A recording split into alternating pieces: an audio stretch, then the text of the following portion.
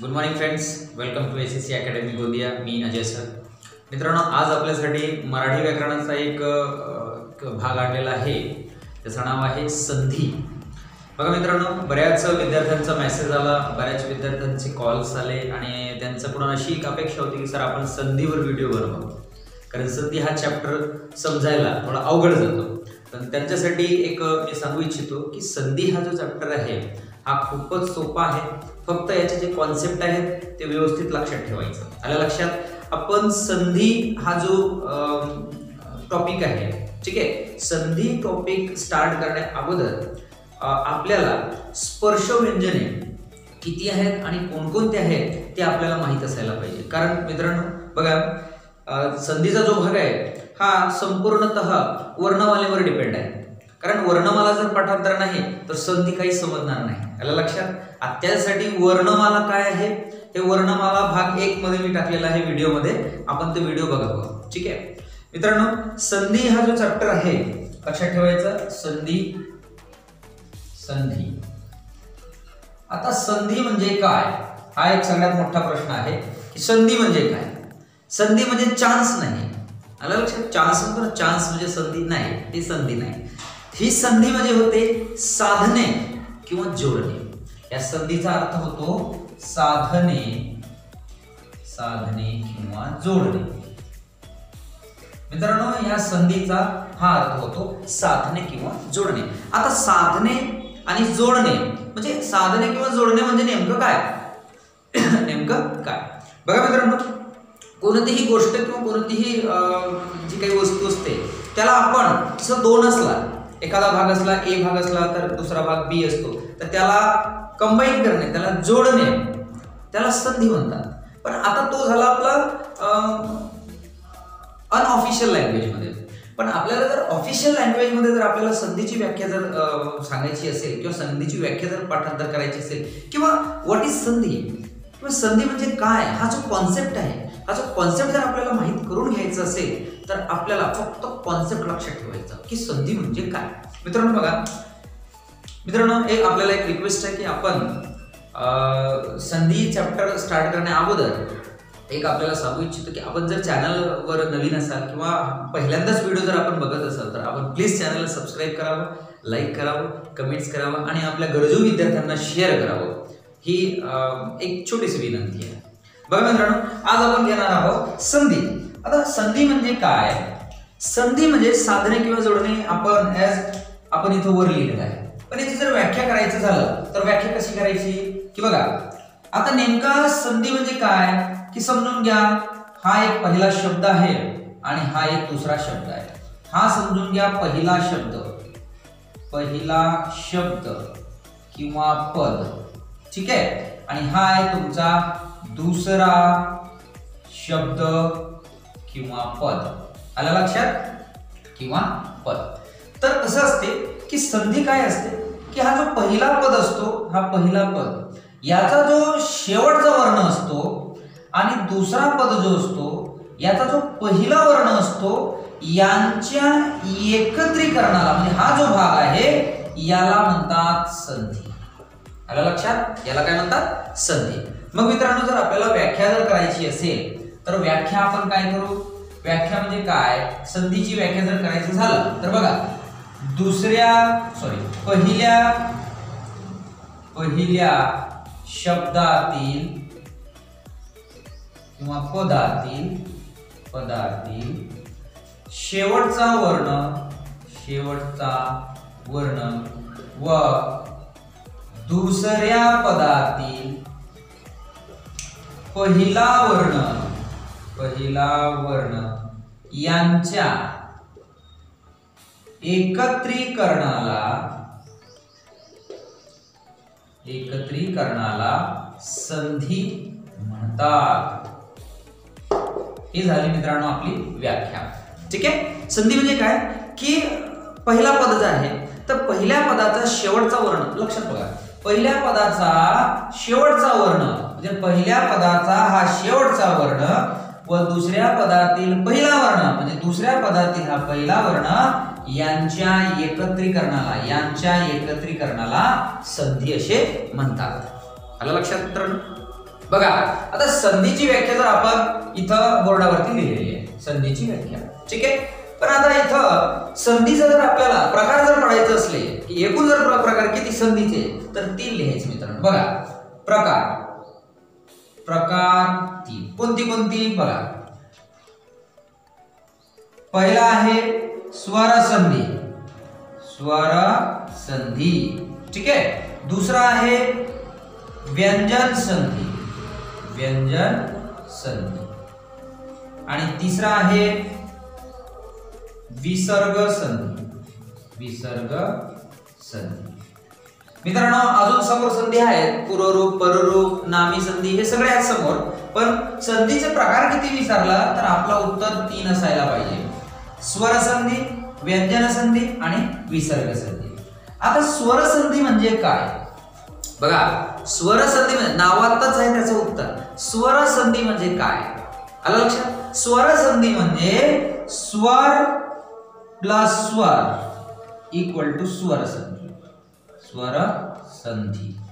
आता बघा स्वर प्लस स्वर म्हणजे स्वर संधी म्हणजे कसं की एकत्रित येणाऱ्या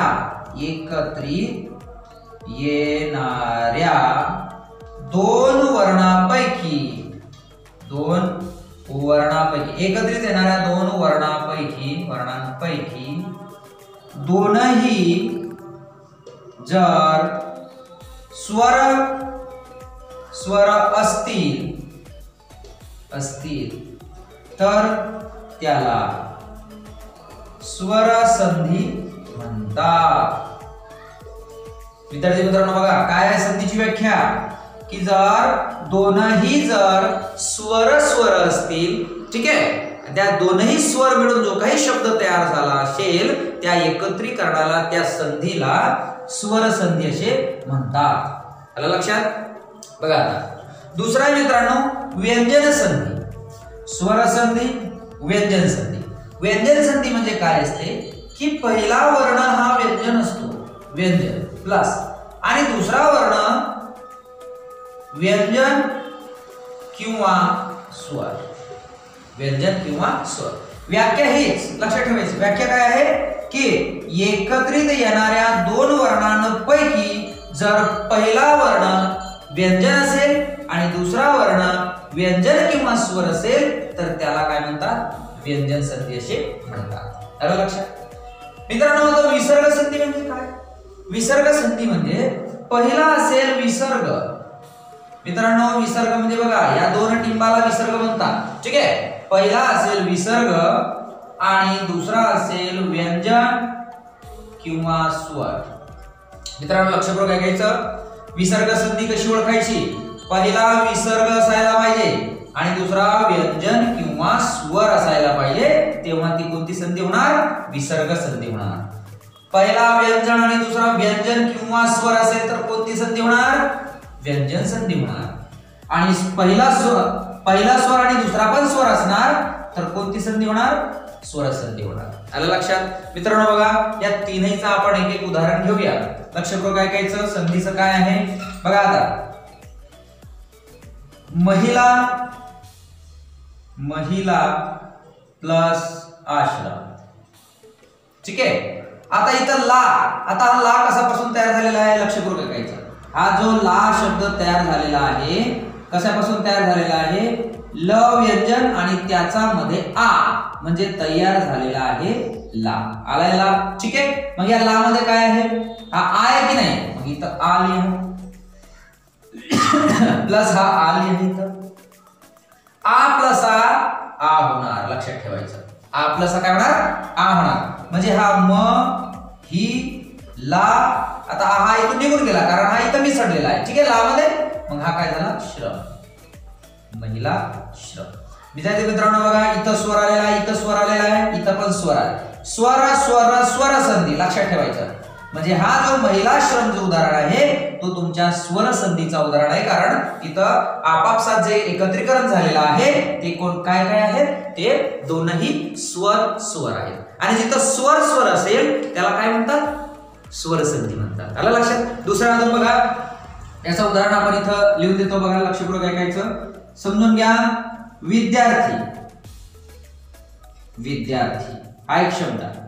मग हा विद्यार्थी कशापासून तयार झालेला आहे? कोणत्या शब्दापासून? विद्या प्लस अर्थी.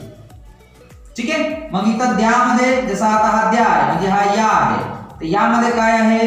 य प्लस आ बराबर या. बरोबर आला लक्षात घ्या. मग आता हा आ आहे आणि प्लस हा अ आहे. आ प्लस अ इक्वल टू होतो आ. आला लक्षात. मग हा विद्याचा विद्या आणि या इथून अ आ मध्ये मिसळलेला आहे. बरोबर, म्हणून हा अर्थी जसाचा तसा. विद्या प्लस अर्थी विद्यार्थी. आला लक्षात मित्रांनो. हा जो भाग आहे आपला संधीचा, हा जो संधीचा भाग आहे, आपण संधी म्हणजे काय, संधीचे प्रकार किती आणि कोणती संधी कशा प्रकारे आपण निवडतो किंवा चूज करतो किंवा ओळखतो, हे सगळं आज आपल्याला या व्हिडिओमध्ये बघणार आहोत. आलं लक्षात विद्यार्थी मित्रांनो. मग पर्टिक्युलर आपण स्वर संधीचा एक व्हिडिओ बनवू, व्यंजन संधीचा एक व्हिडिओ बनवू आणि विसर्ग संधीचा एक व्हिडिओ बनवू. आलं लक्षात. हा फक्त एक ओव्हरऑल संधी म्हणजे काय, संधीचे भाग किती, कोणती संधी कशा प्रकारे ओळखतात याबद्दलचा छोटासा व्हिडिओ आहे. आलं लक्षात. संधी हा चॅप्टर आपण परिपूर्णपणे घेऊया. फक्त आपण कॉन्टिन्युअसली चॅनलला बघायचं, व्हिडिओला बघायचं आणि सबस्क्राईब करायचं. आलं लक्षात. विद्यार्थी मित्रांनो समोर चला. विद्यार्थी आले. आता त्याच्यानंतर आपण येऊया व्यंजन संधीमध्ये. लक्षात ठेवायचं. आता व्यंजन संधीमध्ये पण भरपूर प्रकार आहेत बरं का. ठीक आहे. प्रथम व्यंजन संधी, तृतीय व्यंजन संधी, अनुनासिक संधी, हे सगळे प्रकार आहेत. ते जेव्हा मी व्यंजन संधीचा एक भाग घेणार आहोत, ठीक आहे, व्यंजन संधीचा एक सेपरेट भाग घेणार आहोत, त्या सेपरेट भागामध्ये आपल्याला संपूर्ण व्यंजन संधीबद्दल जे काही नियम आहेत, जे काही रीत्स आहेत, जे काही कानून्स आहेत, हे सगळे इथे सांगणार आहोत. लक्षात ठेवायचं. फक्त कीप वॉचिंग, फक्त सतत पहा. आलं लक्षात. बघा व्यंजन संधीमध्ये पहिला व्यंजन असायला पाहिजे, दुसरा व्यंजन किंवा स्वर असायला पाहिजे, त्याला म्हणतात व्यंजन संधी. त्याला काय म्हणतात? व्यंजन संधी. आता मित्रांनो बघा, पहिला व्यंजन, लक्षात ठेवा इकडे, पहिला व्यंजन. आता समजून घ्या,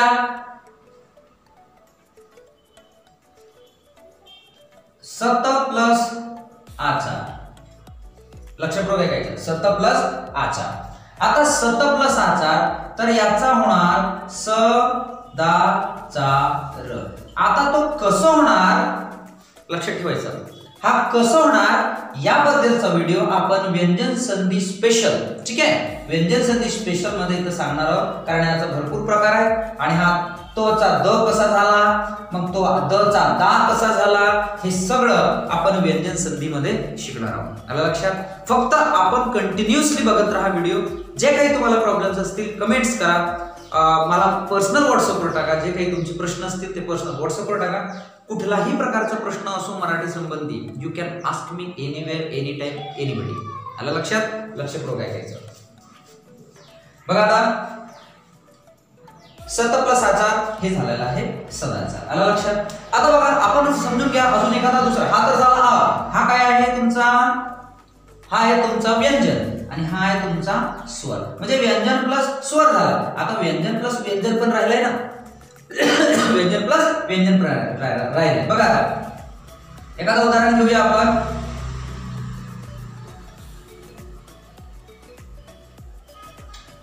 षट प्लस रिपू. षट प्लस रिपू. लक्षात ठेवायचं. षट प्लस रिपू. आता इथं पण व्यंजन आहे, इथं पण व्यंजन आहे. मग याचा कसं होणार? ष ड्री पू.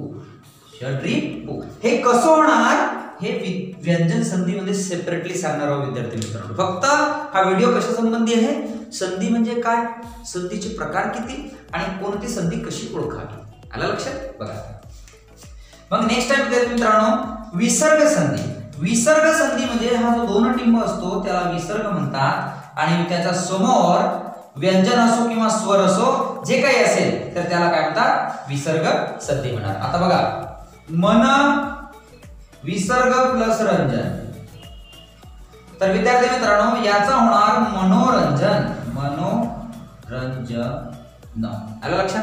आता तो मनोरंजन कसं होणार, त्याचे काय नियम आहेत, त्याचे काय रीट्स आहेत, त्याचा काय कॉन्सेप्ट आहे, त्याची काय संकल्पना आहे, हे सगळं विस्तारित स्वरूपात विसर्ग संधी स्पेशल या व्हिडिओमध्ये आपल्याला संपूर्णतः माहिती मिळेल. लक्षात विद्यार्थी मित्रांनो, कंटिन्यू सतत बघत राहा. मन प्लस रंजन मनोरंजन. आलं लक्षात. जसं आता दुसरा एखादा आपण पुस्तकीतलं एखादा उदाहरण घेऊया.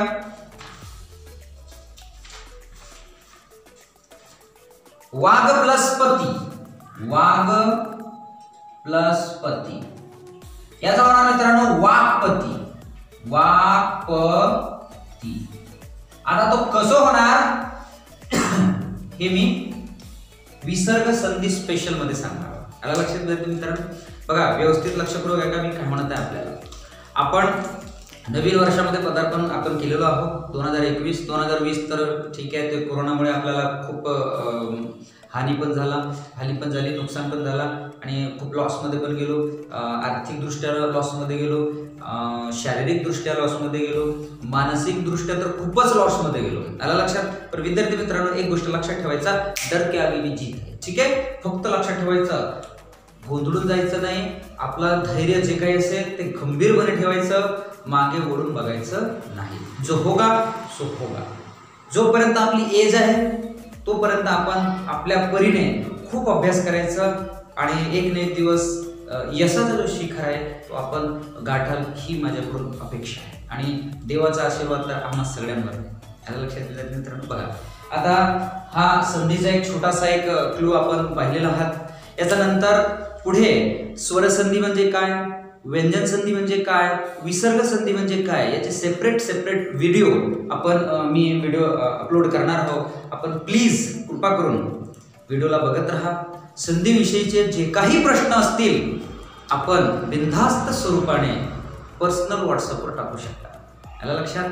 तोपर्यंत बघत राहा ACC अकॅडमी गोंदिया. नमस्कार.